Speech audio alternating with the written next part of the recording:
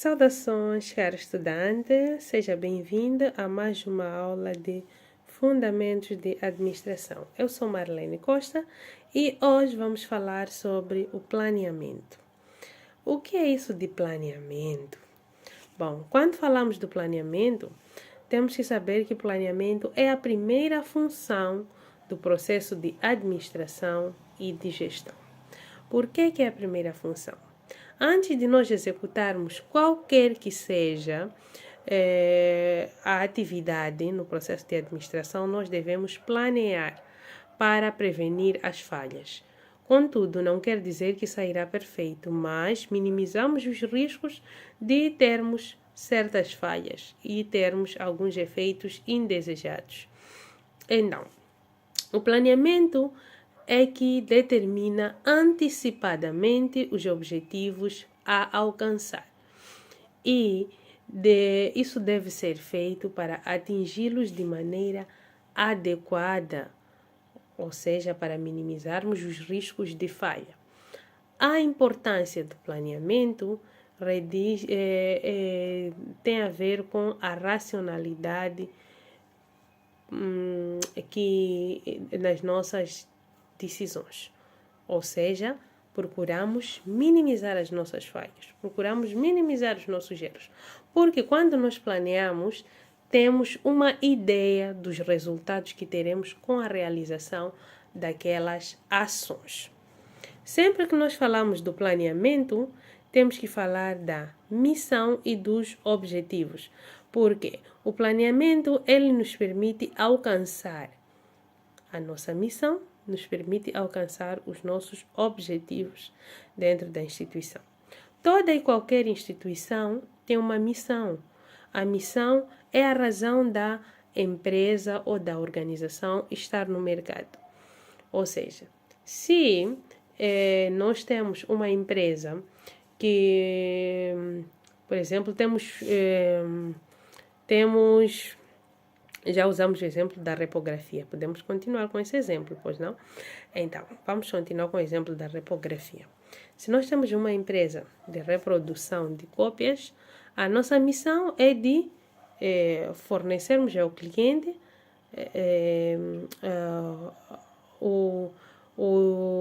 os documentos impressos ou reproduzidos, que é cópia. Se vamos imprimir, se vamos reproduzir. Né? É a nossa missão. Podemos querer fornecer o da melhor qualidade, sem marcas, sem pintinhas, que as letras se vejam bem, sem toneira falhar. Então, essa seria a nossa missão. Ou seja, o nosso planejamento começa com a definição dos nossos objetivos claros e precisos do que nós pretendemos alcançar e quais são apresentados de uma forma simultaneamente genérica e sintética. Queremos objetivos que permitam ao cliente entender de que se trata. Esse processo de elaboração dos objetivos, ele começa com o estabelecimento e o conhecimento daquele que é o objetivo principal da empresa. E o objetivo principal da empresa, nesse caso, é a missão. E nós estávamos nos referindo aqui, que é aquilo que a empresa pretende fazer, ou seja, a missão, ela vai estabelecer a razão da existência da empresa, a determinação do motivo central da existência da empresa, assim como a quem a empresa pretende atender. Se nós vamos colocar uma repografia numa universidade, queremos atender o nosso público-alvo serão estudantes daquela universidade. Se colocamos numa escola, queremos atender aqueles estudantes daquela escola. Se colocamos num bairro que não tem escola, não tem universidade, se calhar podemos querer atender o bairro todo. E temos que saber se existem essas pessoas ou não para nós fornecermos os nossos serviços. E a nossa missão deve ser definida em termos de satisfazer algumas necessidades do ambiente externo. Quando falamos do ambiente externo, estamos a falar de aspectos que não estão dentro da empresa, que estão fora do controle da empresa. Então, esse é o nosso ambiente externo. E em termos de oferecer algum produto ou serviço no mercado. E para tal, é preciso nós identificarmos o nosso público-alvo. Dizia eu, se nós vamos colocar num bairro, temos que saber se naquele bairro existem pessoas que vão consumir o nosso produto ou não. Suponhamos que vamos colocar uma máquina de copiar numa zona em que dificilmente se recorre às cópias. Por exemplo, vamos colocar num bairro de Nhangau, uma reprodutora.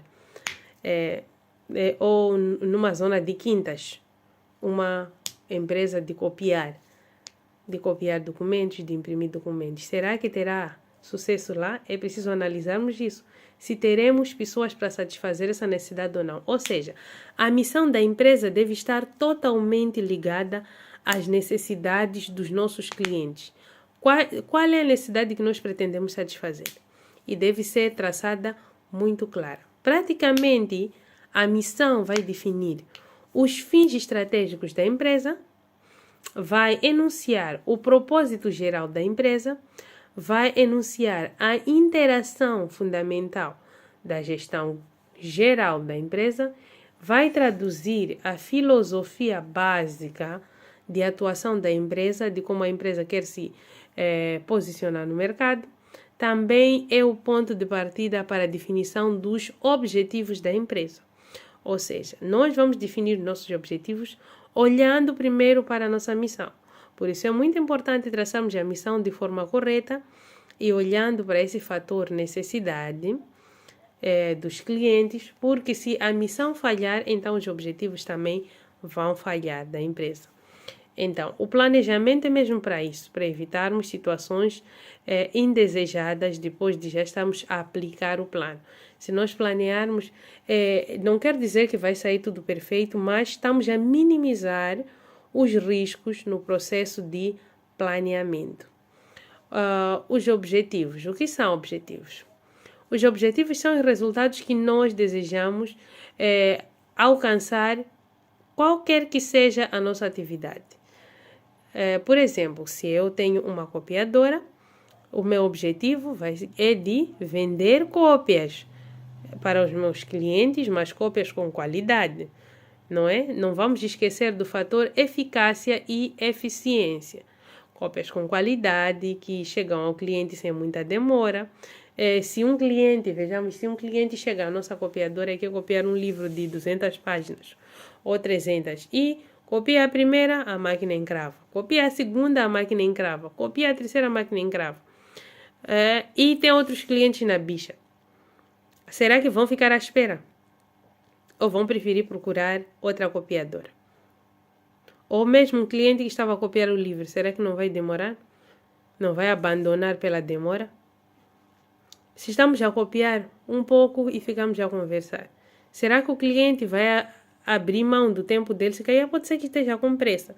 Quantas vezes nós mesmos já desistimos de depositar, por exemplo, dinheiro num banco por conta do tempo de espera?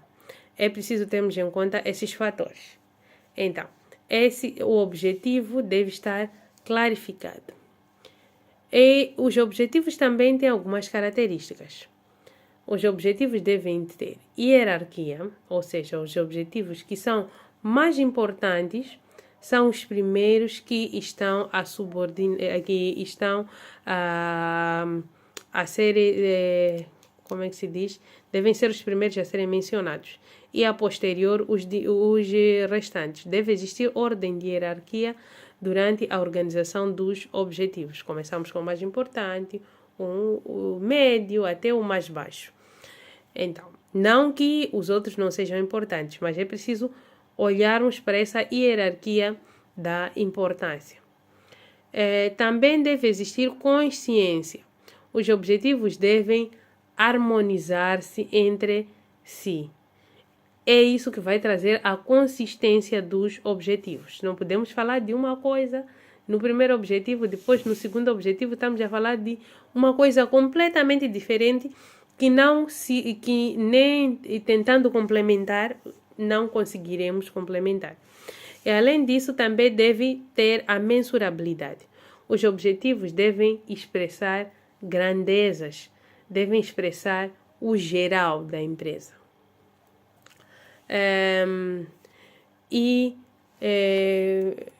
Esses objetivos podem ser, quando falamos mensuráveis, quantificáveis em valores. Também deve ter calendarização.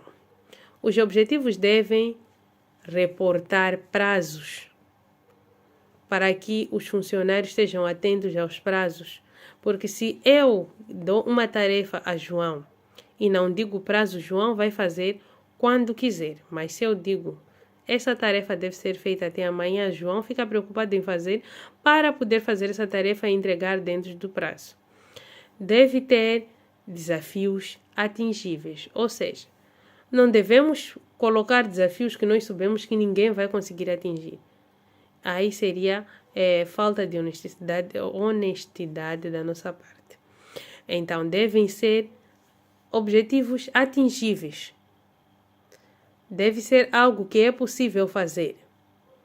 Não devemos esperar, ficar à espera que as pessoas façam coisas impossíveis.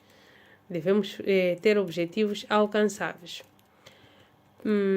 E agora vamos falar um pouco do princípio do planeamento. O planeamento tem os seguintes princípios. Começamos com o princípio participativo. Quando nós falamos do princípio participativo, estamos a falar que o principal benefício do planeamento não é o seu resultado final, mas é o processo desenvolvido por isso deve ser participativo.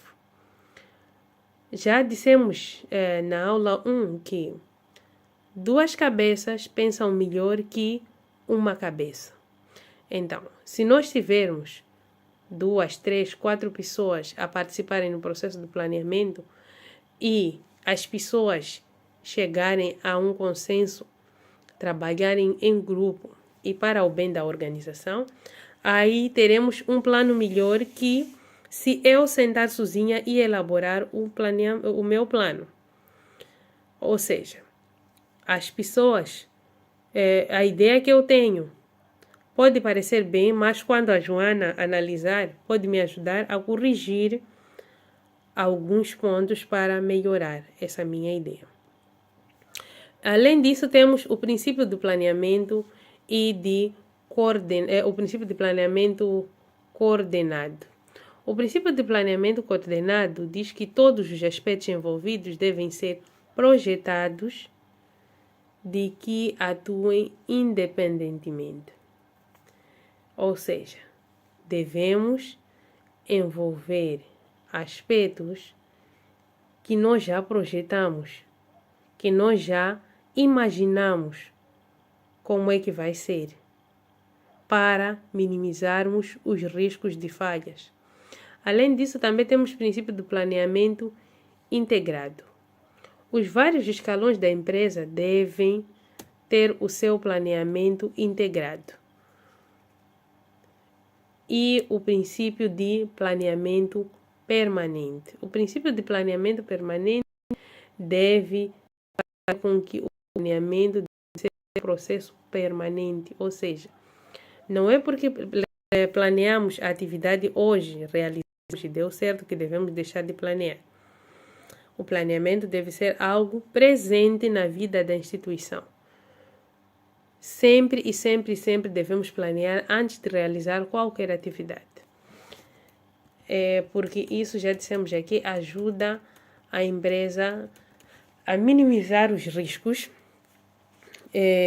na atuação do mercado. Quais são os níveis de planeamento?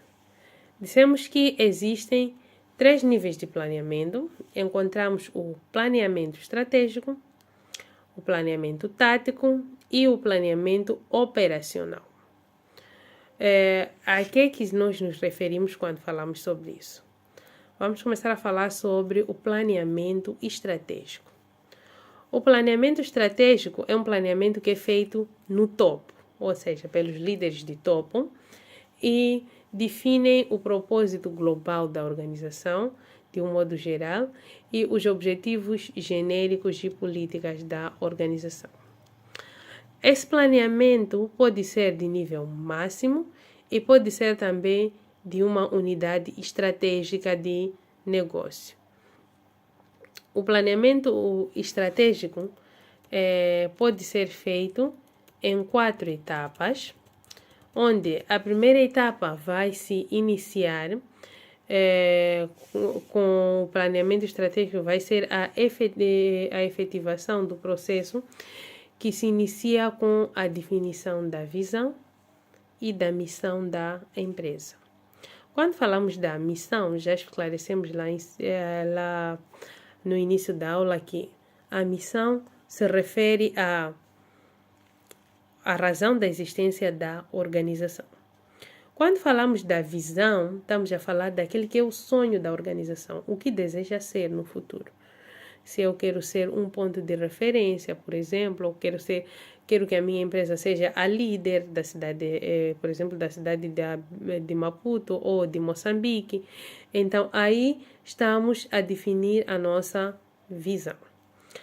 Então, a primeira etapa é a definição da missão e da visão da empresa.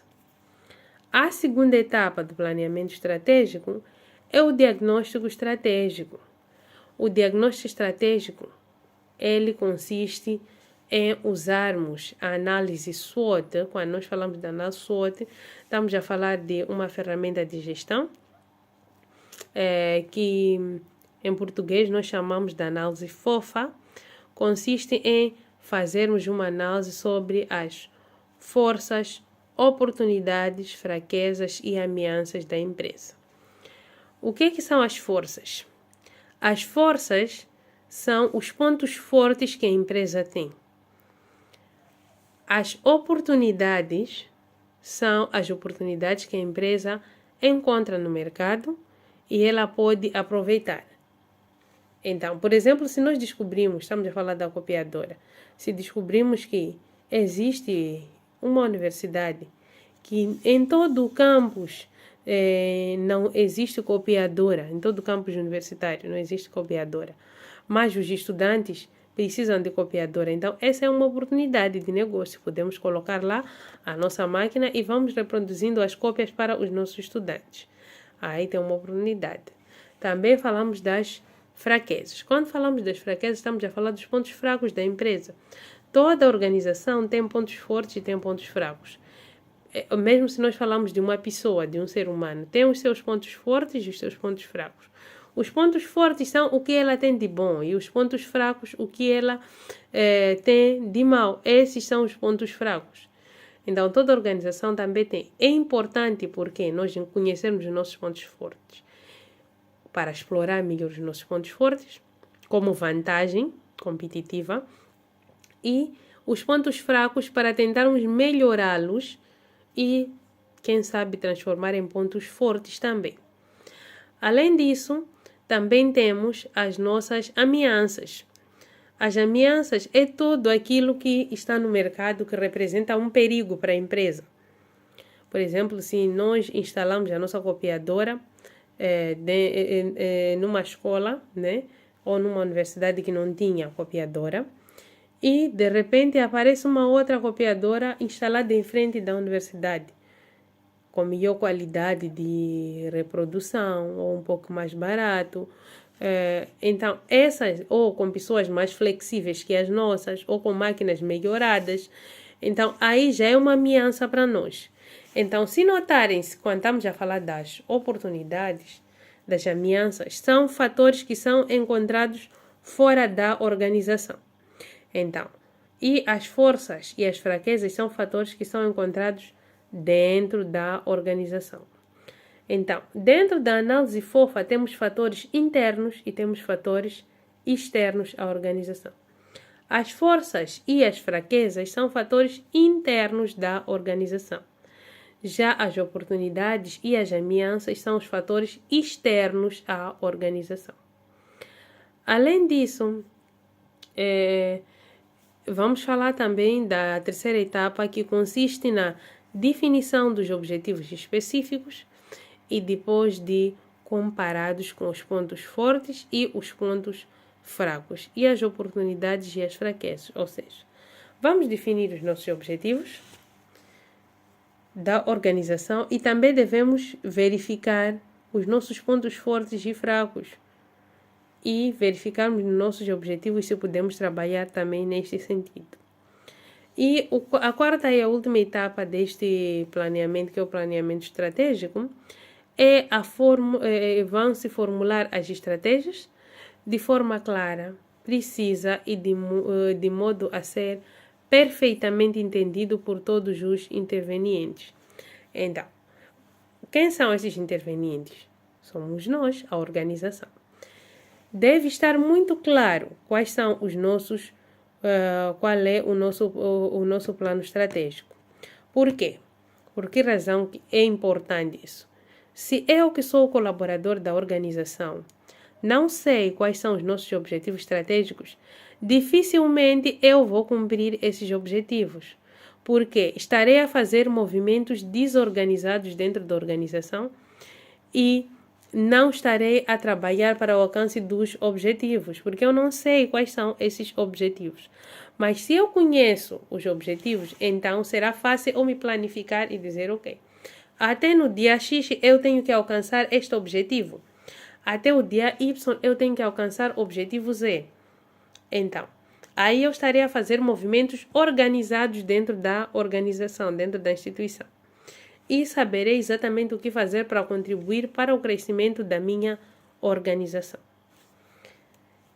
E agora passamos a falar do plano tático.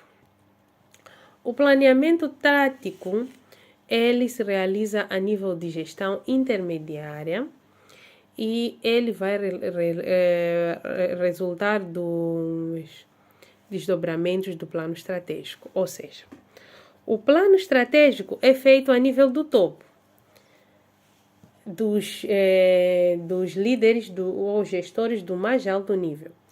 Já o plano tático é feito pelos gestores que se subordinam aos gestores de topo.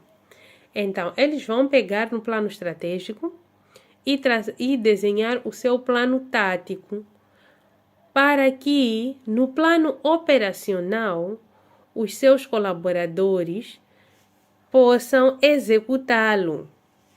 Por que digo no plano operacional seus colaboradores possam executá-lo?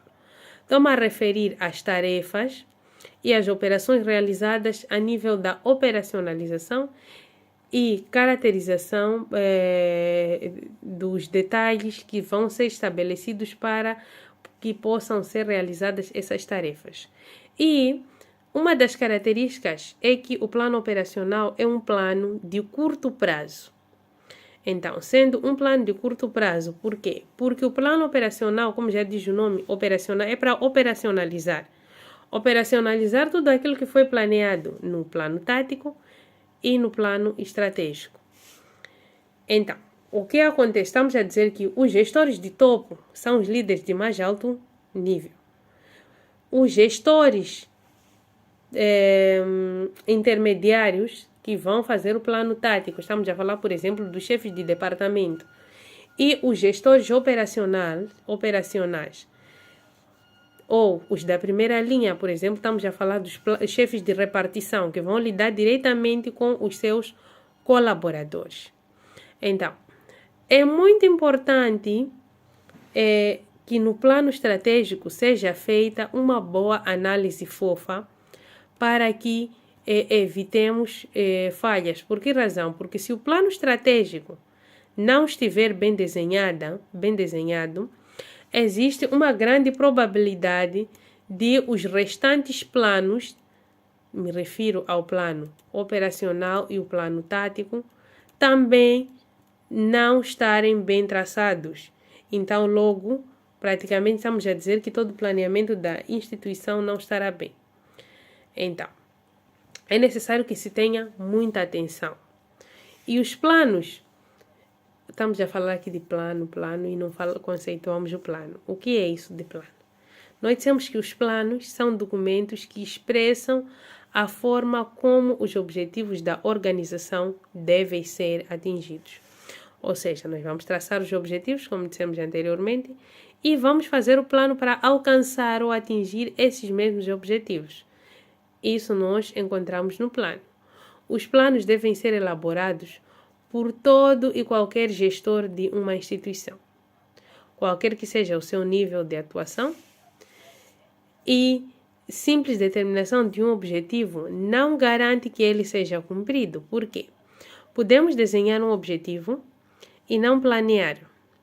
Se não planearmos, dificilmente vamos chegar a alcançar esse objetivo, porque nós vamos estar a fazer, como já disse aqui, movimentos desorganizados.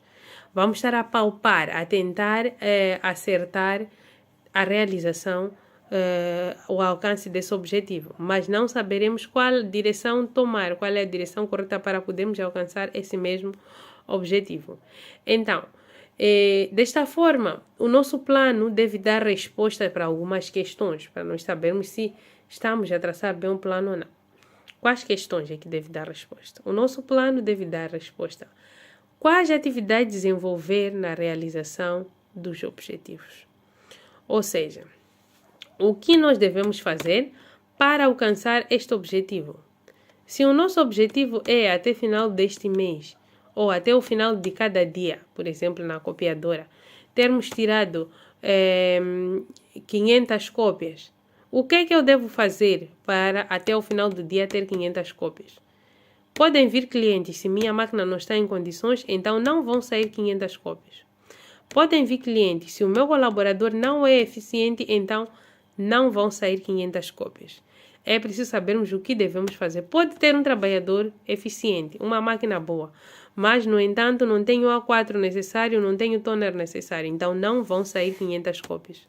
Por isso é importante saber quais atividades desenvolver para alcançar os nossos objetivos.